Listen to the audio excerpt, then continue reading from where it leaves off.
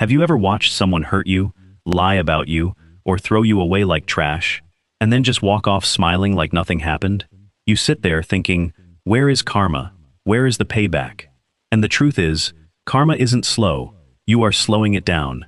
Yes, you. Without even knowing it, you are doing the one thing that protects your enemies from ever facing what they deserve. Stick with me for the next few minutes, because I'm about to show you the exact switch you need to flip to make karma move fast. Not next year, not someday, fast. And it has nothing to do with revenge, curses, or waiting around. It's simpler than that. It's about one tiny shift in how you act. Let's get into it. Picture this. Someone you trusted starts talking about you behind your back. They tell your friends you're crazy, or fake, or mean. Maybe they even twist the whole story so you look like the bad guy in something you didn't even do. What's the first thing your body wants to do? Run, explain, fix it. Call every single person and tell them the truth. That feeling is normal. It's human. Nobody wants to sit quietly while their name gets dragged through mud. But here's the part nobody tells you, and it's going to sting a little. The second you start explaining yourself over and over, you become the drama. Think about it like a cartoon. If a kid on a playground says, "He's a liar," and you run around screaming, "I'm not a liar," 10 times to everyone on the swings, who looks more suspicious? You do. Even though you did nothing wrong. This is called the over-explaining trap. When people explain too much, too fast, too loud, it doesn't look like truth. It looks like guilt. Even though you know you're innocent, the people watching from the outside don't know the full story. All they see is someone panicking. And panic looks a lot like guilt, even when it isn't. So here's your first big secret weapon. Calm silence. Not silence because you're weak. Not silence because you don't care. Silence because you know something they don't. Let me paint you a small picture. Imagine two people standing in a room full of others. One person is yelling, waving their arms, trying to convince everyone they're the good guy. The other person is just standing there, calm, steady, almost bored. Which one do you trust more? 9 times out of 10, people trust the calm one. Not because the calm one said anything smart, just because chaos looks like guilt and stillness looks like truth. That's not fair, but it's how the human brain works, and once you understand that rule, you can use it instead of fighting it. Here's something wild that most people never think about. The person who lied about you? This is not their first time doing this. Liars are not one-hit wonders. They have a pattern. They've done this to someone before you, and if you don't stop them now, they will absolutely do it to someone after you too. Probably to the exact same people who believe them about you.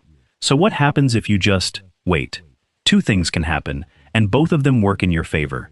1, your friend, the one who believed the lie, eventually notices the pattern, because liars can't help themselves. They lie again, and again. Until one day, someone finally catches them in it, and the whole story falls apart like a bad magic trick. 2, that friend never figures it out, which honestly means they were never really your friend to begin with. And that's okay too, because now you know the truth about them, and you can walk away clean. Both outcomes set you free. Both outcomes cost you nothing. All you had to do was nothing. This is the part where I want you to imagine a puppet show. The liar is the puppet master, and every time you react, defend yourself, or chase the truth, you're grabbing the strings and dancing exactly how they want. But the moment you let go of those strings, the puppet master has nothing left to control. No strings, no show. And here's a trick a lot of people never think about. Liars need an audience. That's the whole point of lying. A lie that nobody hears does nothing for them. So every time you get upset in public, every time you argue in the comments, every time you make a big scene trying to prove your side, you're literally handing them the one thing they need most. A crowd. Take away the crowd, and the lie has nowhere to live. It just sits there, quiet, until it dies on its own. Now here's where it gets interesting, and honestly, a little bit spooky in a good way. When someone hurts you, or throws you away, their brain builds a little story to make themselves feel okay about it. Something like, they weren't that important anyway, or, they deserved it. This story is the pillow they rest their head on at night. It's the thing that lets them sleep without guilt. But what happens when that story turns out to be a lie? What happens when the person they said wasn't that important ends up glowing, doing better than ever, living a life so full and so real that it doesn't even look like performance, it just looks like peace. Their brain short circuits. There's actually a name for this feeling. It's called cognitive dissonance. That's just a big fancy way of saying two puzzle pieces that don't fit together, jammed into the same spot. Their brain said, this person is nothing, but their eyes are showing them, this person is thriving. And the brain hates that. It creates this itch they can't scratch. A little splinter stuck in their mind. That's why you'll notice something strange. Months later, sometimes even years later, they pop up. A random text, a like on an old photo, watching your stories at 2 in the morning when they think nobody's looking. That's not love. That's not missing you. That's a mind that cannot make peace with what it did. Think about it like a rock in someone's shoe. At first, they barely notice it. They keep walking, keep pretending everything's fine, but every single step reminds them it's there. It doesn't go away just because they ignore it. It just keeps poking. Until one day, they have to stop and deal with it. You didn't put that rock there. Their own choices did. You just kept walking in your own shoes, on your own path, and let their rock stay exactly where it landed. And the best part? You don't have to lift a single finger to cause this. You don't need to post fake happy pictures. You don't need to flex or brag or send secret messages through mutual friends. In fact, the opposite works better. Real growth, quiet growth, is the loudest thing you can ever show someone. Let's talk about something most people get backwards. Pain feels like it's there to slow you down, right? Like a heavy backpack you're forced to carry. But pain, when you use it the right way, is actually rocket fuel. Here's what I mean. Go join that gym class you kept putting off. Not to impress anyone. Just because moving your body clears your head like nothing else. Sign up for that course you were scared to start. Rebuild the friendships with people who actually show up for you, the ones who never made you feel small.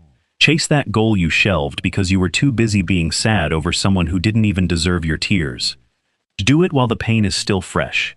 Because pain has a superpower. It makes you move faster than comfort ever could. People who take their hurt and turn it into fuel almost always come out stronger than before. It's almost like a rule of nature. Meanwhile, the person who hurt you, they're standing still. Same habits, same excuses, same blind spots. They didn't learn a thing. And guess what? They're going to carry those same broken habits into their next relationship, their next job, their next friendship. It's not a maybe, it's a when. Here's a way to think about it that might help. Picture 2 seeds planted on the same day. One seed gets watered with anger, with revenge plans, with hours spent thinking about the person who hurt it. The other seed gets watered with gym sessions, new skills, real friendships, and quiet mornings where nobody gets to steal your peace. Same amount of time passes for both seeds, but only one of them grows into something worth looking at. The other one just sits there, tangled up in the same soil it started in. You get to choose which seed you're watering every single day. Okay, this next part is the hardest one. It's the one people struggle with the most, but it's also the strongest move on this entire list. Humans are wired to bounce their feelings off other people. That's normal. But in unhealthy situations, some people actually feed off your reactions, your anger, your tears, your desperate texts trying to explain yourself one more time. Every single time you react, you're basically handing them a snack. You're feeding the exact behavior you're trying to escape. So what happens when you stop feeding it? Everything changes. This isn't a guess. This is an actual pattern seen again and again in people with manipulative or toxic habits. Without someone to blame, without a target to soak up all their mess, that mess doesn't disappear. It spills out, onto everyone else. And suddenly, everyone can see what only you used to see. The mask doesn't get ripped off by force. It just slips, because there's nothing left holding it up. Think of it like a campfire. Your reactions are the wood.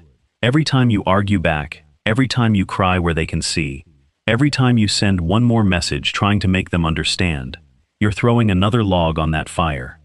And a fed fire just keeps burning, brighter and bigger, for as long as you keep feeding it. But a fire with no wood left, it shrinks, it flickers, and eventually, it just goes out on its own, quietly, with nobody even needing to blow it out. This doesn't mean you have to be cold or mean or petty.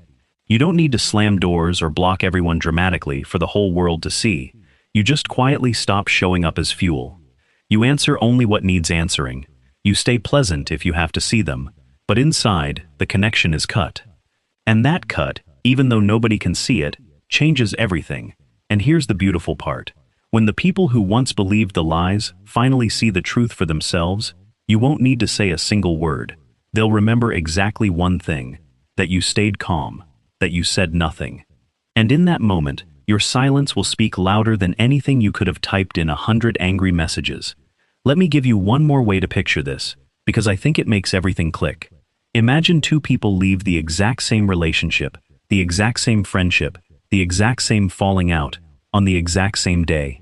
Person 1 spends the next 6 months checking their ex's social media, asking mutual friends what's being said, replaying every argument in their head at 1 a.m., and firing off angry messages every time something new sets them off.